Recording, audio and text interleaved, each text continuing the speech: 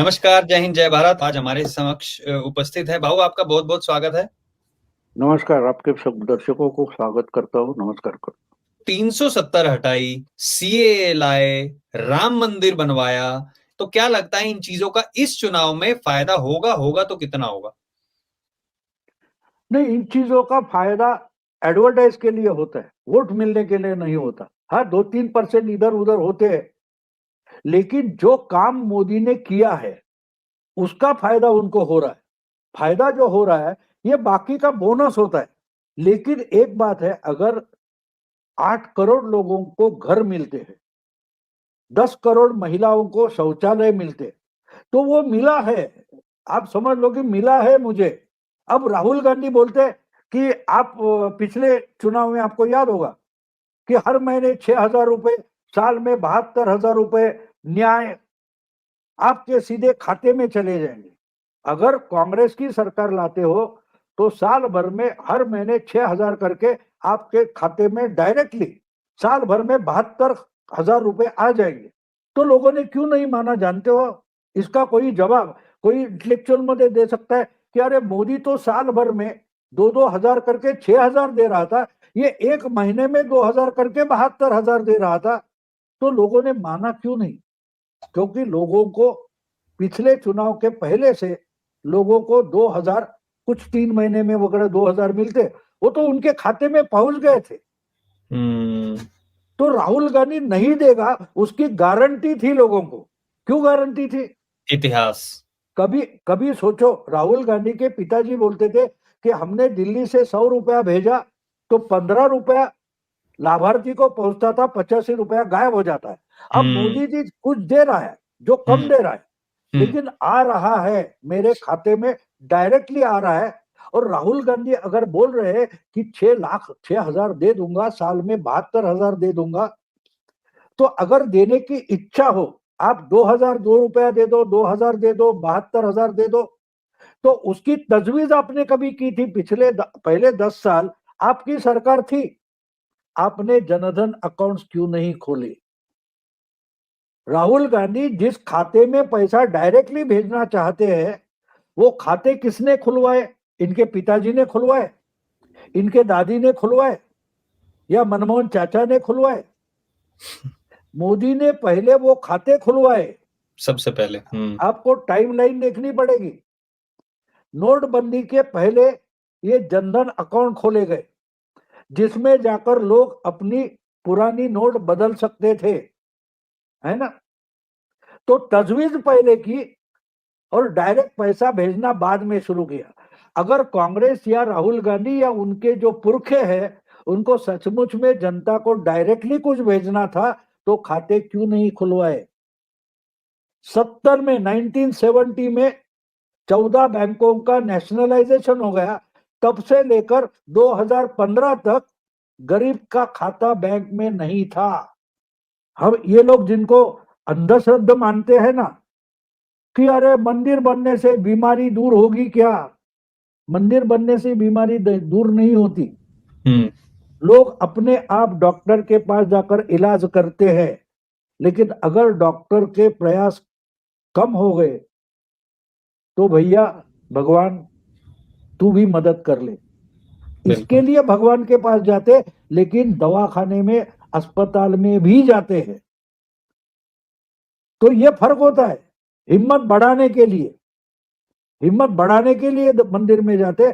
वही बात यहां भी है कि राहुल गांधी अगर 72,000 देना चाहता है तो 10 साल आपके पास सरकार थी, आप जनधन खाते खुलवाते, आप वहां वो पैसा भेज देते। अरे मनरेगा का तो पैसा डायरेक्ट खाते में डाल देते, उस पर तो करप्शन नहीं होता। तो यहां पता चलता है कि कुछ कुछ देने के लिए आपके पास होने की जरूरत नहीं होती, आपके पास देने की इच्छा होने की जरूरत है, नीयत होनी चाहिए। नियत होनी चाहिए। मोदी के पास वो नियत थी, इसलिए उसने पहले zero balance account, Jan Dhan account खोले। तो जो राहुल गांधी बोलते हैं या कांग्रेस वाले बोलते हैं, अपोजिशन वाले बोलते हैं मोदी ने 10 साल में क्या किया, तो मैं वही बोलता हूं कि राहुल गांधी 2034 में, 2044 में जब कभी प्राइम मिनिस्टर हो गए, और 72,000 रुपए बैंक खाते में भेजना है, इसके लिए मोदी ने अभी जनधन खाते खुलवा के रखे। तो कम से कम राहुल गांधी की योजना के लिए जो इंफ्रास्ट्रक्चर चाहिए वो मोदी ने खड़ा किया, ये तो मान लो। वो तो राहुल गांधी के पुरखों ने खड़ा नहीं किया था इंफ्रास्ट्रक्चर बैंक का। तो ये बात होती है। बट आपने बिल्कुल सही कहा कि पहले बेस तैयार किया, कहते हैं ना, नींव पहले तैयार करनी पड़ती है, और मोदी जी को पता है कि किस टाइम पे क्या चीज करनी है और वो आगे लोगों को क्या फायदे देगी। इसके उलट पहले क्या होता था, कांग्रेस को हमारी सरकार को कैसे फायदा होगा सिर्फ ये सोच रहती थी, लेकिन मोदी जी की सोच है कि जनता तक चीज कैसे पहुंचेगी। जो अजीत दादा ने अभी अभी बताया, फडणवीस बहुत पहले से बोल रहे कि शरद पवार सत्ता में आना चाहते, शरद पवार सत्ता के बाहर नहीं बैठ सकते। तो इसलिए उन्होंने पूरा का पूरा अमित शाह और मोदी के साथ, आपको याद होगा जब सरकार नहीं बन रही थी और प्रेसिडेंट रूल लग गया था, तो शरद पवार पार्लियामेंट हाउस के नरेंद्र मोदी के प्राइम मिनिस्टर के केबिन में मिलने गए थे। 45 मिनट से 50 मिनट वहां थे। बाहर आके उन्होंने बताया कि नहीं नहीं, वो पूना में शुगर इंस्टीट्यूट का स्वर्ण महोत्सव है, गोल्डन जुबिली है, उसके लिए इनवाइट कर। अरे इनवाइट करने के लिए कोई प्राइम मिनिस्टर के पास 45 मिनट बैठता है क्या? तो उन्होंने वहां जाकर कहा था कि ठीक है, अगर शिवसेना उद्धव आपके साथ नहीं आ रहे तो हम आ जाते। और इसके बारे में आगे, अब आपको याद होगा, उस अगर वो टाइम याद है तो जब ये 45 मिनट अंदर थे तो अमित शाह भी वहां गए थे और 15 मिनट अमित शाह वो उस मीटिंग में थे, वो निकल गए। उसके बाद निर्मला सीतारामन भी वहां गई थी प्राइम मिनिस्टर केबिन में, कुछ 8-10 मिनट थी। उसके बाद ये सरकार बनी, तो ये सब तय हुआ था। लेकिन ये बात बाद में फडणवीस ने बोली कि एनसीपी के टॉप लीडर के साथ सब फाइनल हो गया था, मतलब पवार के साथ हुआ था, लेकिन बिगड़ गया। तो यही बात बाद में अजीत दादा ने भी बोल दी कि 3 बार बीजेपी के साथ जाना तय हुआ था, और पवार टॉप लीडर से बोलते थे, पर फिर हमको फॉर्मेलिटीज बनाने के लिए भेजते थे, हम पूरी फॉर्मेलिटी बनाते थे, और आखिरी 1 या 2 दिन में पवार साहब बोलते थे नहीं नहीं ये नहीं करना है।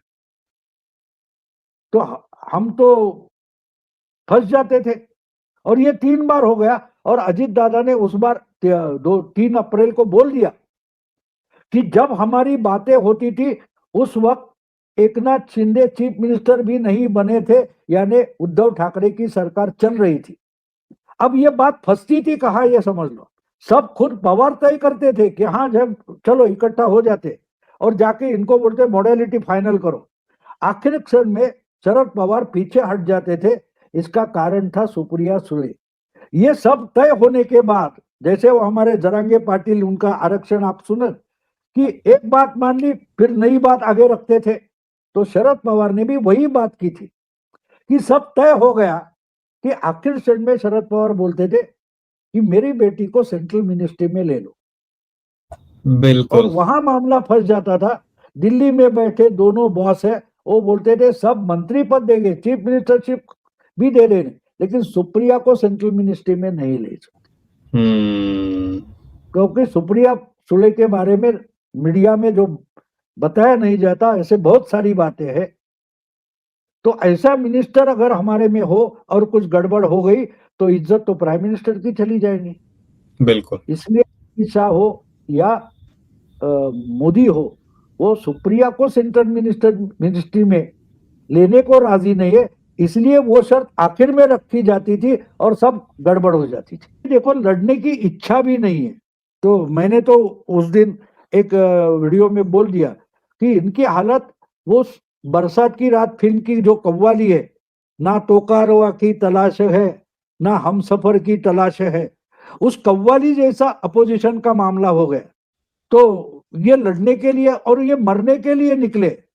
उसमें वो कव्वाली में वो क्या लाइन है, मेरे नामुराद जुनून का है इलाज कोई तो मौत है, जो दवा के नाम पे जहर दे उस चारागर की तलाश है।